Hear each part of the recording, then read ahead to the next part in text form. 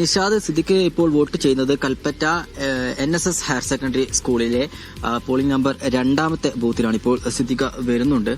അപ്പോൾ വോട്ട് രേഖപ്പെടുത്തി. എന്തുകൊണ്ടു ഇപ്പോഴും UDF-ന് ഒരു വിജയപ്രതീക്ഷയുണ്ടോ?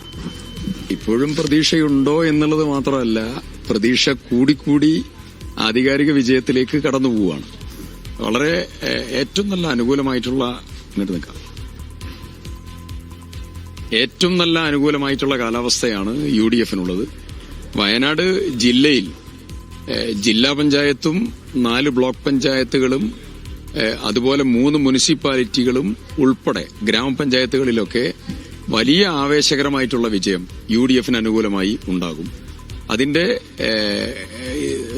ഒരു സൈലന്റ് വേവ് UDF-ന് അനുകൂലമായി നിൽക്കുകയാണ്. അത് വളരെയധികം പ്രകടമായിട്ടുണ്ട്, വ്യക്തമാണ്. ഞാൻ ഏറ്റവും രാവിലെ ഞാൻ പോയത് ചൂരൽമല മുണ്ടകയിലേക്കാണ്. അവിടെ 10ാം വാർഡും 11ാം വാർഡും, അട്ടമലയും ചൂരൽമല മുണ്ടകയും 2 വാർഡുകൾ. ആ 2 വാർഡിലും UDF-ന്റെ ആധികാരികമായിട്ടുള്ള വിജയം ഉണ്ടാവും.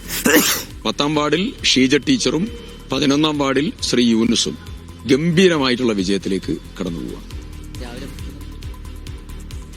ഞാൻ ഒന്നിച്ചൊന്ന് പറയാം. അത് മുഖ്യമന്ത്രി പറഞ്ഞതുമായിട്ട് ബന്ധപ്പെട്ട് സീരിയസ് ആയിട്ടുള്ള ഒരു പ്രതികരണം പറയാനുണ്ട്.